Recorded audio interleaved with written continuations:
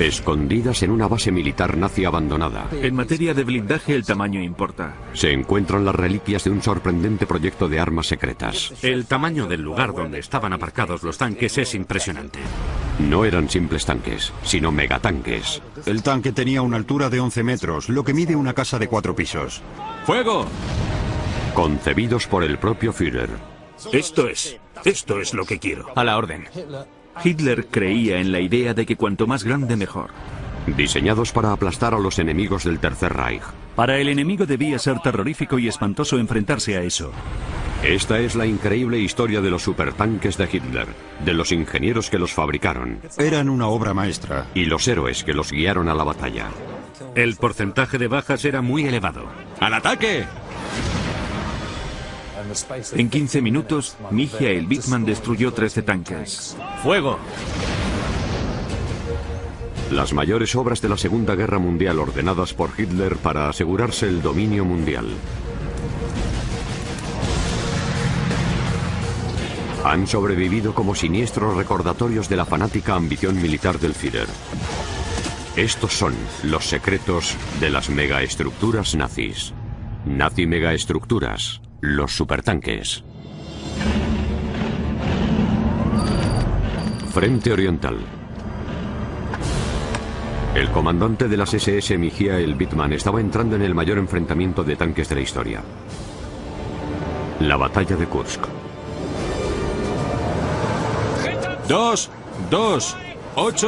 228,6. ¡Al ataque! ¡Al ataque! ¡Al ataque! Los tanques dominaron la guerra terrestre durante la Segunda Guerra Mundial. Y Wittmann mandaba el mayor tanque fabricado hasta entonces, el Tiger. Era una máquina asombrosa. Y Wittmann la utilizó para convertirse en el héroe de los tanques más famoso y letal de Alemania. ¡Blanco a las 2 en punto! ¡Carguen explosivos! ¡Fuego!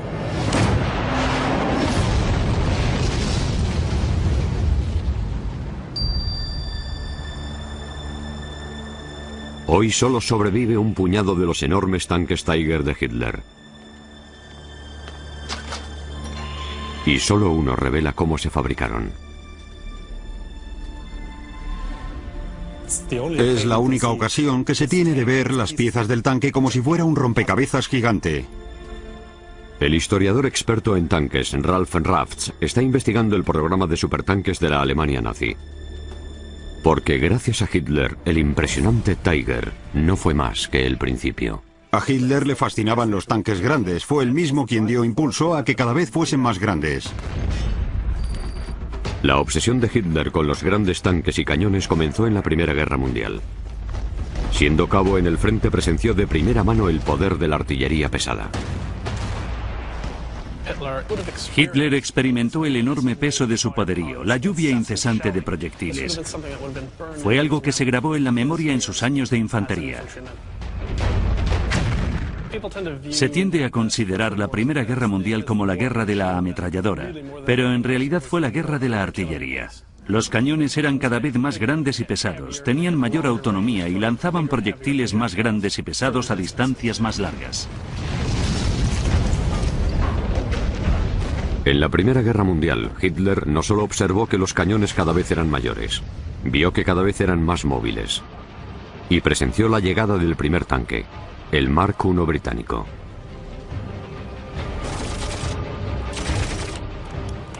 En 1917, a los soldados de infantería alemanes que estaban en sus trincheras, se les echó encima una caja metálica gigante insensible al fuego de sus pequeñas armas ligeras. La primera vez que uno de esos tanques cruzó una trinchera debió ser una experiencia aterradora. 15 años después, Hitler se hizo con el poder prometiendo vengar las pérdidas de la Primera Guerra Mundial. Pero los tratados de paz impedían que Alemania fabricase tanques, un arma imprescindible para un ejército moderno. Así que Hitler aprobó su desarrollo en secreto.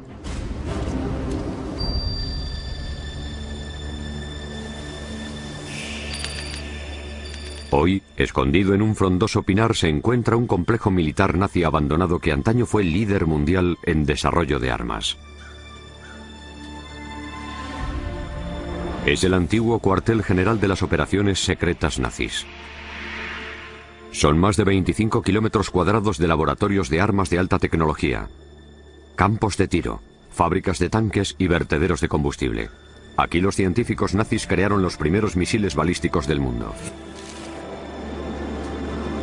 Y también fue aquí donde nacieron los revolucionarios y legendarios tanques. El coronel Chris Wilbeck es un veterano de la guerra de tanques en Irak e historiador experto en tanques. Aquí es donde llevaban a cabo pruebas con los tanques, pero ahora está muy deteriorado. Ha visto tiempos mejores. Las pruebas realizadas aquí transformaron la idea de Hitler de cómo luchar una guerra terrestre móvil. Da miedo meterse en la mente de Hitler, pero tuvo que verse influido por la Primera Guerra Mundial, donde fue cabo en el frente y vio los horrores de la guerra estática y lineal. Nadie quería tener otra guerra como la Primera Guerra Mundial. Todos pensaban que el tanque podía restaurar la movilidad en el campo de batalla para evitar guerras largas y costosas.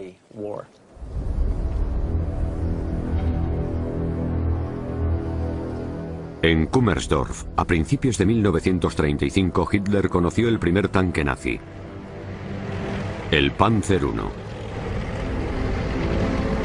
Podía moverse a 39 kilómetros por hora, 8 veces más rápido que los tanques que Hitler había visto en la Primera Guerra Mundial.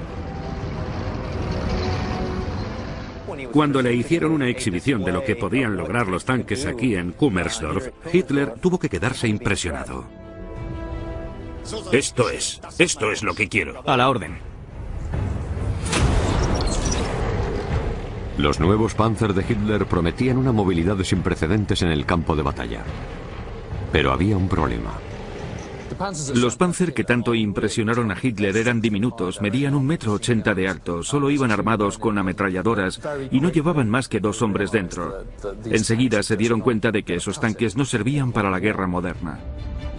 Entre 1934 y 1939 la Alemania nazi produjo una serie de Panzer mayores y con armas más grandes. El Panzer II tenía cañón, el Panzer III tenía un cañón ligeramente mayor y el Panzer IV un cañón todavía más grande. Pasaron de las 5,8 toneladas del Panzer I a las 20 toneladas del Panzer IV.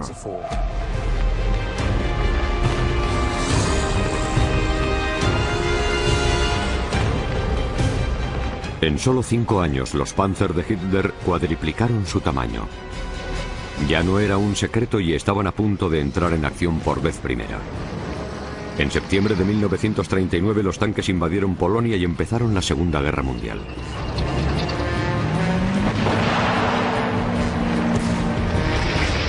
La velocidad y la fuerza sin precedentes de la guerra de tanques dieron origen a una nueva palabra: Blitzkrieg, o guerra relámpago.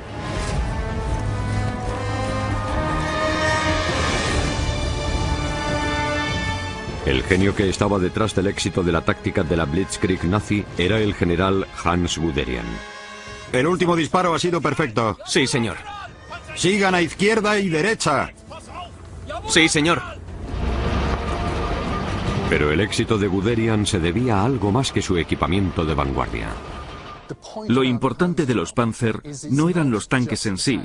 Los tanques son la expresión visual, lo que se aprecia en las imágenes. Los tanques son lo que se ve. Pero lo que los hace efectivos es el paquete completo, su capacidad de comunicación, su cooperación con las fuerzas aéreas, con la artillería, con la infantería. Eso es lo que hace que los Panzer sean efectivos, no cada tanque individual por sí solo. Las tácticas de la Blitzkrieg de Guderian tuvieron éxito desde el principio de la Segunda Guerra Mundial. Abrieron grandes brechas en las líneas polacas. Abrieron grandes brechas en las líneas francesas. Los franceses no pudieron enfrentarse a los veloces movimientos de la táctica bélica alemana. Michael Wittmann, de 28 años, formaba parte de esa fuerza aparentemente imparable.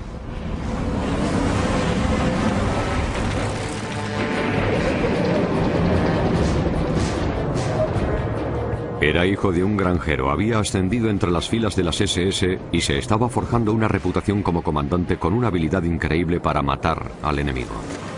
¡Fuego!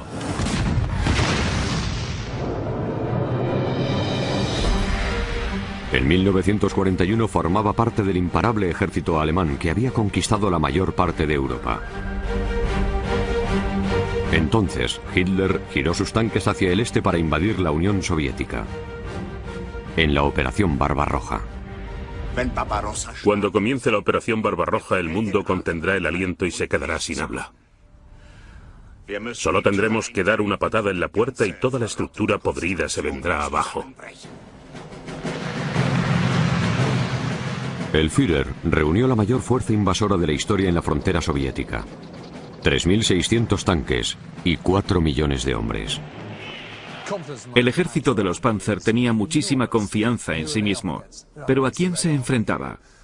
Al ejército rojo, al que la propaganda había representado durante años, desde que los nazis se alzaron con el poder, como un puñado de campesinos ignorantes, de bolcheviques que no sabían nada, creían que sería un paseo. El 22 de junio de 1941, Alemania comenzó la invasión.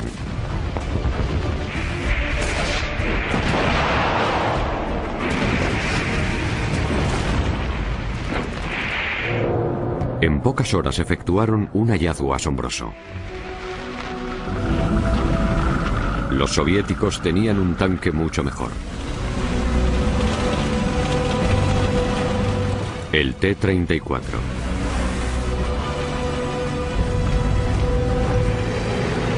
En sus batallas previas por Europa, las unidades blindadas de Hitler lo habían arrasado todo a su paso.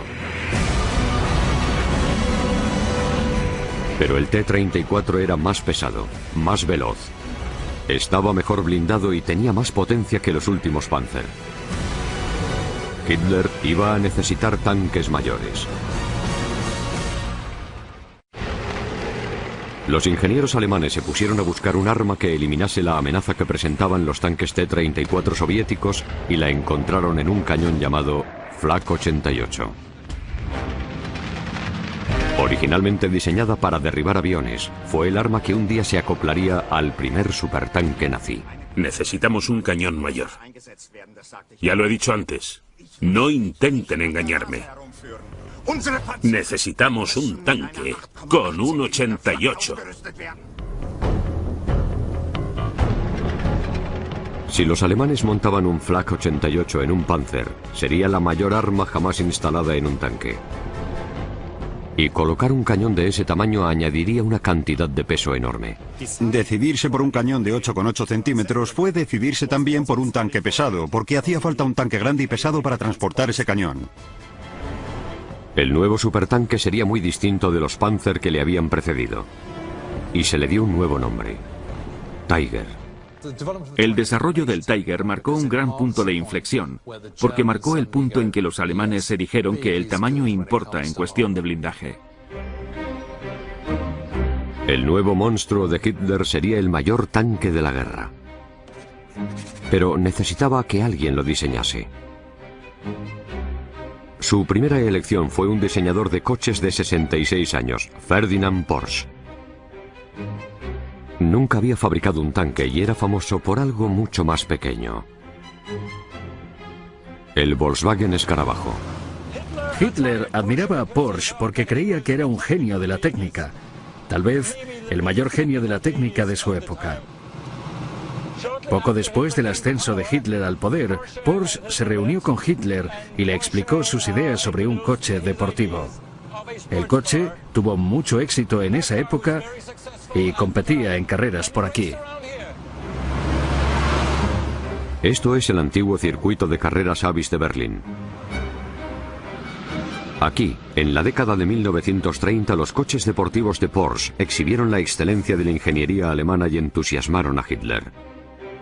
Ello condujo a un encargo para fabricar el Escarabajo, el coche del pueblo de la Alemania nazi.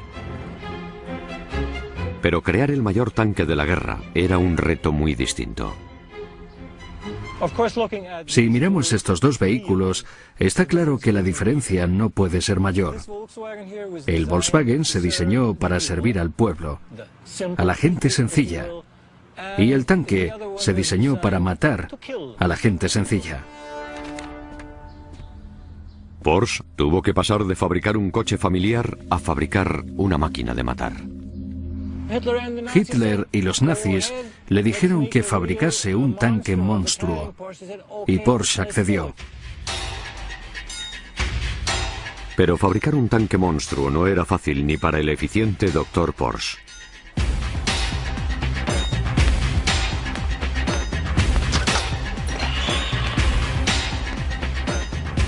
Hoy, en un antiguo almacén de harina de Suiza se está reconstruyendo un tanque Tiger II, excepcionalmente raro, partiendo de cero.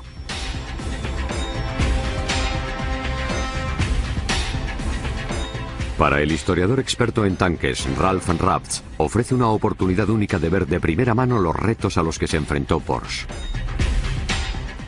Es una visión impresionante. El Tiger de Porsche llevaría miles de piezas de precisión, muchas de ellas hechas a mano. La principal causa de su tamaño y complejidad era el cañón. Si se fabrica un cañón grande y se dispara, el efecto de retroceso del arma es grande. Por eso la torreta tenía que ser espaciosa. Había que hacerla mayor para que el cañón tuviera sitio para retroceder. Y al hacer el cañón más grande, había que hacerlo todo más grande en proporción.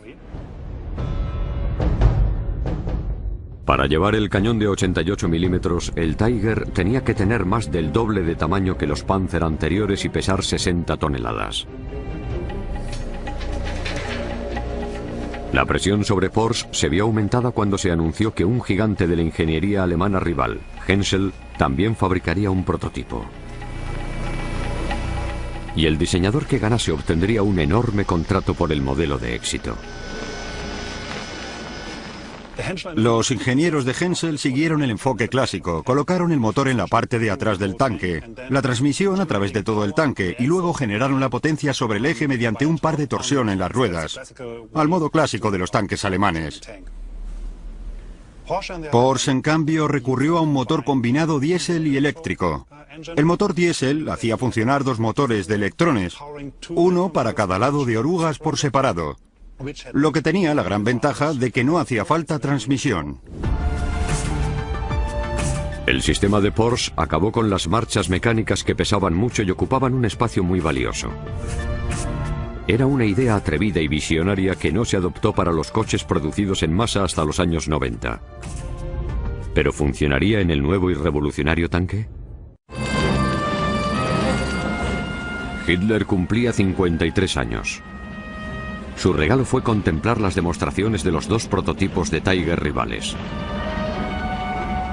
Porsche estaba tan seguro de que su versión obtendría la aprobación del Führer que ya estaba fabricando 100 chasis. Cuando Porsche y Hensel presentaron sus prototipos en el cumpleaños de Hitler en 1942, el diseño conservador de Hensel lo hizo muy bien en los campos de pruebas. Lo condujeron por allí, hizo todo lo que se le pedía y la maquinaria funcionó muy bien.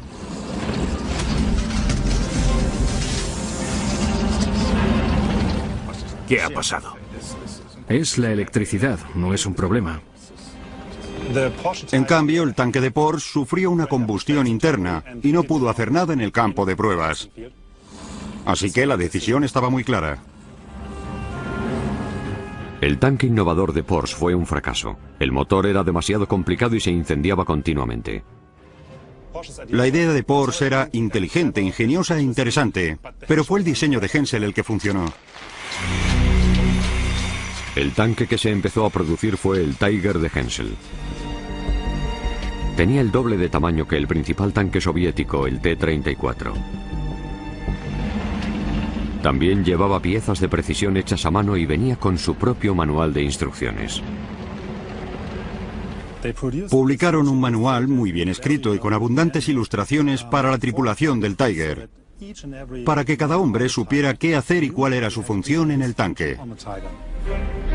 Para captar la atención, el manual del Tiger incluía imágenes de mujeres escasas de ropa. y del ministro de Armamento Albert Speer, que decía a los soldados que no desperdiciasen munición. También proporcionaba consejos para lidiar con el enorme peso del tanque. Decía, si no estás seguro de si el Tiger es demasiado pesado para el terreno, coge a un camarada, súbelo a hombros, ve al lugar sobre el que dudas y ponte a la pata coja. Si no te hundes en el suelo, el peso del tanque está bien, pero si te hundes es que el Tiger es excesivamente pesado. Aunque el peso era un problema, ofrecían soluciones para que el hombre corriente del frente supiera qué hacer. El Tiger era un costoso mazo diseñado para aplastar las líneas soviéticas. Y Hitler lo pondría a prueba en la mayor batalla de tanques de la historia.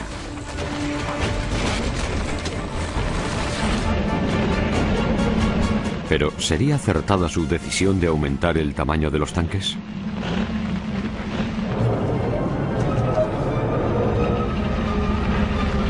Primavera de 1943. Frente ruso. Las fuerzas alemanas se preparaban para atacar una línea de 200 kilómetros alrededor de la ciudad de Kursk. La razón por la que los alemanes querían atacar allí es doble. Primero porque querían reducir el frente en 270 kilómetros. Y sobre todo porque querían atacar directamente a la mayor concentración de fuerzas soviéticas y con suerte derrotarlas.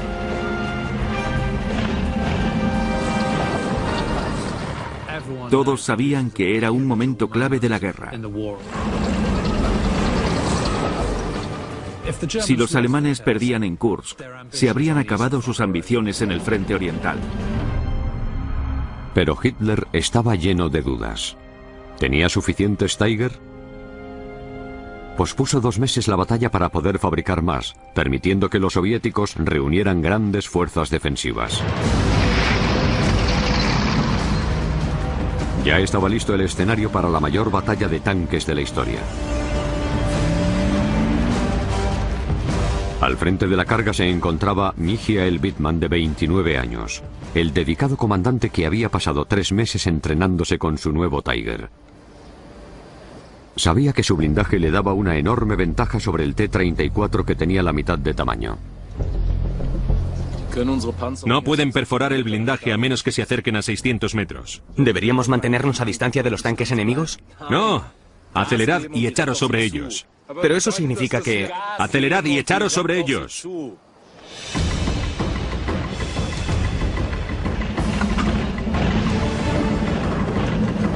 El 5 de julio de 1943, Hitler dio por fin la orden de atacar.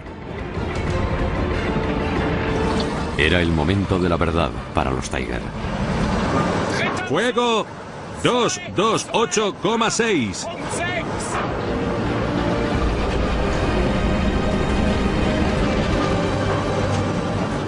¡Al ataque! Blanco a las 2 en punto. A 100 metros de distancia. ¡Carguen explosivos! Explosivos cargados. ¡Empezad! ¡Empezad!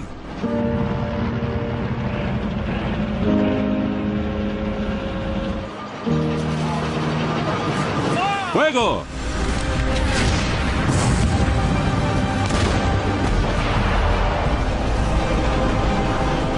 Hay 3 tanques delante. ¡Fuego!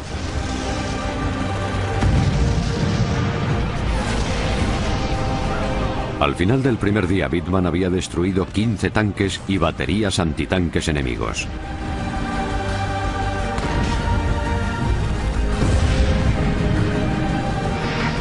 El Tiger de Hitler tuvo un éxito letal. ¡Atacad! ¡Está empezando a disparar! En términos de eficacia, de destruir tanques enemigos, el Tiger era muy eficaz. Las tasas de bajas enemigas eran muy altas. En 5 días de combate, los Tiger ayudaron a las fuerzas alemanas a avanzar 30 kilómetros. Pero a pesar de la carnicería, los T-34 soviéticos no paraban de llegar. El problema de los alemanes en el frente oriental es que estaban en inferioridad numérica. Parecía que el enemigo nunca se acababa, como si fuera una hidra a la que cuando se le cortaba la cabeza le crecían 6 más.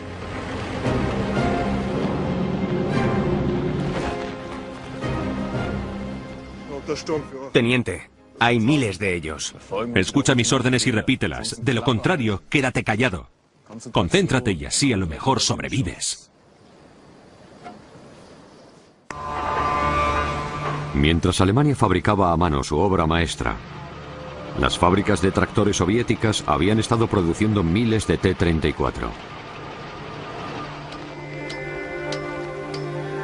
El Tiger de alta tecnología estaba en clara inferioridad numérica, y su mantenimiento era preocupantemente difícil. Era muy complejo mecánicamente y muy pesado, lo que acarreaba problemas con el motor y la transmisión, con la suspensión, con lo cual tenía muchas averías.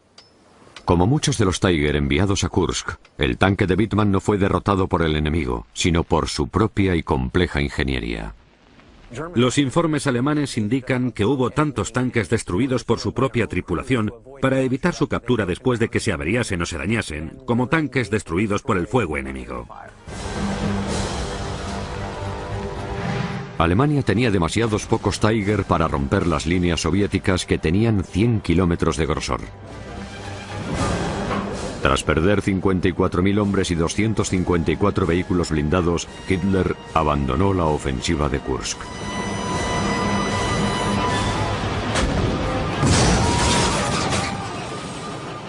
Kursk fue la última vez que los alemanes avanzaron en el frente oriental. La última vez que avanzaron en territorio soviético. A partir de entonces siempre estarían retirándose. Fabricar el mayor tanque de la guerra no había deparado a Hitler la victoria en el campo de batalla. Sin embargo, la Alemania nazi celebró los logros de su nuevo supertanque y homenajeó a sus heroicos comandantes como Wittmann. La Alemania nazi era una sociedad altamente militarizada y se honraba a los individuos de un modo que no se hacía en Estados Unidos ni mucho menos en Gran Bretaña. El culto al héroe era muy importante. ¿Cómo es posible que un solo hombre haya destruido 117 tanques? ¿Cuál es su secreto? Concentración, mi Führer. Instinto de cazador, sospecha. ¿Y cómo van las cosas en el frente? ¿El Tiger cumple todas las expectativas? El Tiger es el mejor tanque del mundo. En campo abierto el enemigo huye en cuanto nos ve. A pesar de perder la batalla de Kursk, los éxitos individuales del Tiger convencieron a Hitler de que cuanto más grande, mejor. Para él, el siguiente paso era lógico. Alemania fabricaría el primer auténtico megatanque. La idea de un megatanque que pesara entre 100 y 250 toneladas circuló por toda Europa durante 30 años. Casi todos los países importantes tenían un par de diseños en un cajón. Entonces, los diseñadores bombardearon a Hitler con planos rivales, incluyendo un espectacular diseño 10 veces mayor que cualquier tanque existente. El diseño del mayor tanque nazi, el Landkreuzer, fue soñado por un diseñador de submarinos de la acería Krupp. Krupp me ha sugerido un tanque magnífico. Un monstruo de 1000 toneladas con un cañón de buque de guerra. Podemos usarlo para reemplazar los búnkeres de defensa destruidos. Póngame con el señor Folter de Krupp. Este es el único plano que existe de ese vehículo. Si te fijas en el diseño y tienes en cuenta sus dimensiones, es como un barco terrestre. La altura del tanque era de 11 metros. Es el tamaño de una casa de 4 pisos. Y la longitud del diseño era de 39 metros. El Landkreuzer era un tanque demasiado grande para su uso práctico. El ministro de Armamento Albert Speer se dio cuenta y canceló el proyecto. Pero Hitler tenía el deseo imparable de fabricar un megatanque y recurrió al Dr. Porsche. El legendario diseñador de coches había fracasado en el diseño del Tiger y tuvo la oportunidad de redimirse. Todavía creía que Porsche era un genio y que a lo mejor esta vez se le ocurría algo mucho más potente para el campo de batalla que los diseños clásicos. ¿Y cuál sería el propósito de ese tanque? Nada podría detener a un buque terrestre de ese tamaño. Por supuesto, no iría solo, sino con una escolta de tanques más pequeños. También podríamos usarlo como búnker de acero. Si destruyeran uno de nuestros búnkeres de hormigón, el monstruo de acero podría ocupar su lugar. El nuevo monstruo de acero se llamaría el Maus. Era un desafío monumental para la ingeniería y Porsche no podía permitirse volver a fallar a su Führer. Todo lo que Porsche tuvo que incluir en ese tanque por exigencia de Hitler fue un problema a mucha mayor escala que antes. Este es el primer diseño que propuso Porsche en junio de 1942. Era un tanque clásico alemán a otra escala. Era el doble de grande que el Tiger, pero a Hitler no le bastó. Como Porsche fracasó en ofrecerle un diseño a la escala colosal que quería, Hitler lo dibujó él mismo. Especificó la longitud y el diámetro exactos del cañón y el grosor del blindaje del tanque de sus sueños. Este es el Maus final con las exigencias que incluyó Hitler a lo largo del tiempo. Pesaba 188 toneladas. El primer Maus pesaba tanto como 2 Tiger y entonces le añadieron un tercer Tiger. El 14 de mayo de 1943, Hitler y Porsche se reunieron en la guarida del Lobo para ver un prototipo de madera del Maus. Tras decepcionar a Hitler con su diseño del Tiger, Porsche sabía que otro fracaso podía ser desastroso. ¿Podemos fabricar este tanque? Por supuesto que podemos fabricar este tanque, mi Führer. Tenemos que hacer planes por anticipado para lograr la superioridad de 1944. Este año el Tiger y el Panzer son los mejores. El año que viene, los mejores serán el Maus y el Tiger II. Es fantástico. El gigantesco Maus era irresistible para Hitler. El supertanque de Porsche acabaría fabricándose. Todo lo que hacía tendía al colosalismo. Grandes búnkeres subterráneos, grandes cañones, grandes tanques. Hitler estaba convencido de la idea de que el tamaño importa. Pero fabricar ese tanque gigante supuso enormes retos técnicos para Porsche. Los alemanes habían intentado fabricar un enorme cañón móvil años antes. Un arma llamada Schwerer Gustav, que hacía que el Maus de Porsche pareciera enano. Fue una valiosa lección sobre las desventajas de construir a lo grande. Aún sobrevive una pieza de ese cañón. Uno de sus proyectiles. Lo que me llama la atención cuando miro esta granada es su enorme tamaño. Tiene casi 4 metros de largo y pesa 5.000 kilos. Podía causar graves daños. Podía penetrar 10 metros a través del hormigón. Podía perforar una plancha de acero de 1 metro de grueso. Cuando abría fuego no había nada más potente. Terminado en 1942, el Gustav pesaba más de 1.300 toneladas. Era tan grande que el único modo de transportarlo era en su propio ferrocarril. Y llevarlo al frente de batalla era una labor ímproba. Hacían falta 25 trenes para trasladar todo el equipo e instalaciones del Schwerer Gustav. Tardaron 2 o 3 meses en prepararlo para disparar en junio de 1942. Hacían falta 2.500 personas para construir las vías de tren, para montar el cañón y para dispararlo. Una vez posicionado, el Schwerer Gustav requería grandes cantidades de hombres y recursos para operar. El cañón gigante no podía girar, así que había que construir nuevas vías de tren para apuntarlo en la dirección acertada. En total, hacían falta 90 días para preparar el cañón para disparar. Y solo se usó una vez, contra la ciudad soviética de Sebastopol. Logró destruir potentes fortificaciones, pero a un alto precio. Pudo efectuar 48 disparos y luego el cañón quedó inutilizado del todo por el desgaste. Disparar proyectiles de 5,5 toneladas a velocidades supersónicas destrozó el cañón. Hacía falta muchísimo mantenimiento para que funcionase.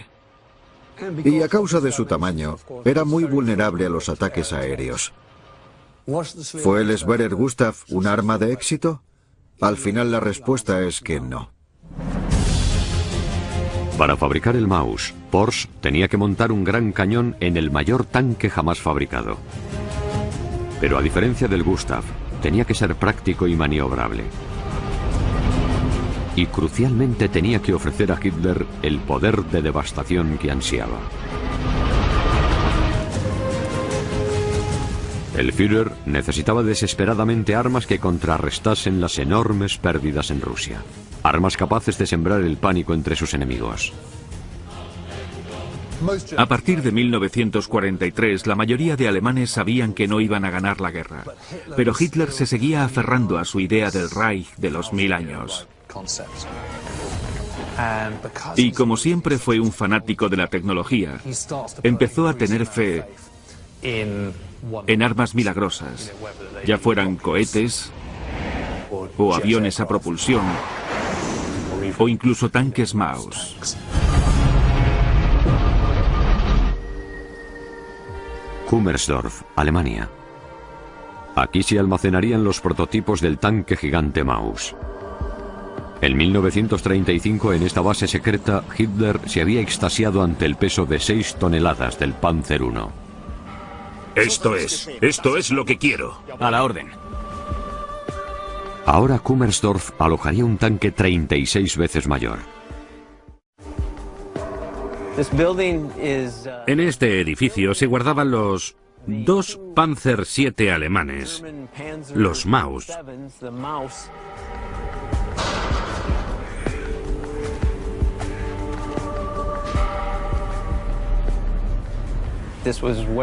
Aquí era donde se probaban todas las armas nuevas para asegurarse de que cumplían los requisitos. Impresiona ver el tamaño del lugar donde aparcaban los tanques. Hitler y los nazis tenían grandes esperanzas para los tanques Maus que guardaban aquí. Esperaban que fueran un arma milagrosa.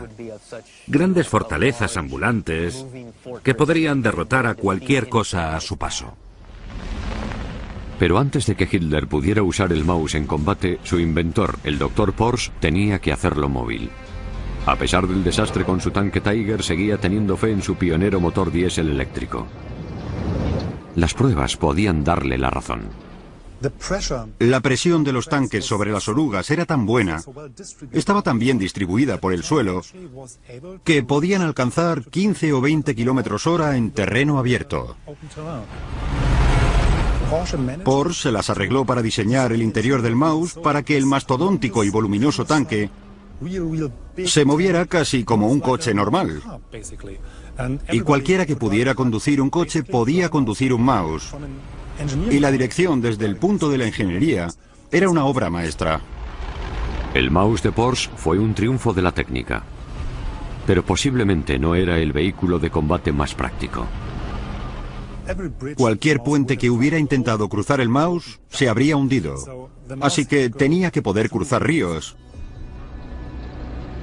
Hubo que instalarle un tubo para respirar, sellar todos los agujeros del tanque y conectarlo con otro Maus, porque tenía un motor diésel eléctrico Porsche que no podía funcionar bajo el agua. El Maus se metía en el agua y al llegar al otro lado daba energía al segundo Maus, que a su vez se metía en el agua. En tierra firme resultó que el Maus engullía sorprendentes cantidades de gasolina.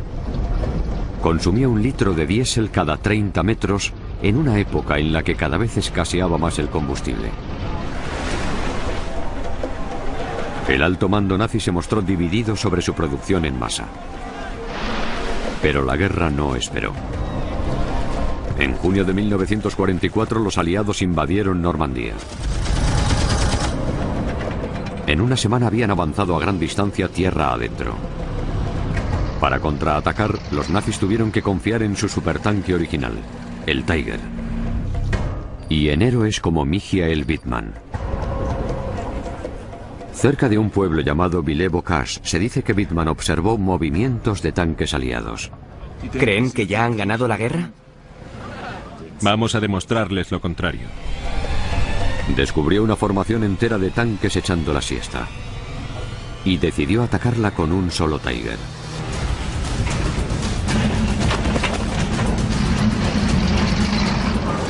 ¡Fuego!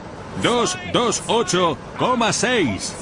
Así que se colocó en un camino paralelo y disparó. ¡Fuego! ¡Fuego! Y destruyó uno detrás de otro. En 15 minutos, destruyó entre 12 y 13 tanques británicos y el mismo número de vehículos. Fue uno de los ataques en solitario más devastadores de la guerra y granjeó a su heroico comandante Wittmann una fama aún mayor en Alemania. La gente como Wittmann ayudaba mucho al ejército a mantener la moral alta, pero a la vez ocultaba la realidad de la industria de la guerra. Alemania no había fabricado suficientes tanques. En la Segunda Guerra Mundial fabricó 1.300 Tiger comparado con los 50.000 Sherman que fabricó Estados Unidos. Y 2.000 de esos Sherman estaban dotados con cañones extra grandes para destruir a los Tiger. Se llamaban luciérnagas Sherman.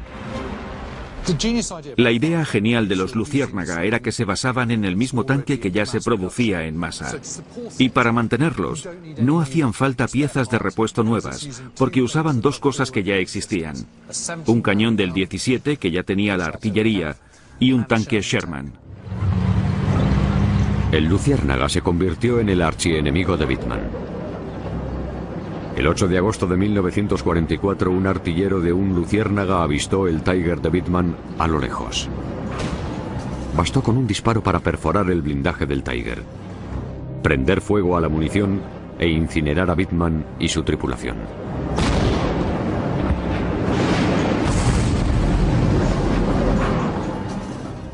La muerte de Wittmann nos indica que la idea de fabricar armas milagrosas pesadísimas y complicadísimas de manejar no funcionó, porque los estadounidenses cogieron un tanque de tipo medio fabricado en masa, lo mejoraron y destruyeron el tanque de Wittmann. Cuando los aliados se acercaron por el este y el oeste, la derrota de la Alemania nazi se hizo inminente. En Kummersdorf, Ferdinand Porsche seguía haciendo pruebas con su Maus. Pero solo se acabaron 2 prototipos y sus hangares nunca se terminaron. El Maus fue un truco de marketing para mantener a la gente creyendo en esa locura de guerra, en esa guerra cruel, incluso cuando estaba perdida, cuando ya era obvio para todos que estaba perdida. En marzo de 1945 los soviéticos llegaron a Alemania y descubrieron 2 tanques Maus abandonados cerca de Kummersdorf. Realizaron pruebas con ellos, pero concluyeron que no tenían utilidad práctica.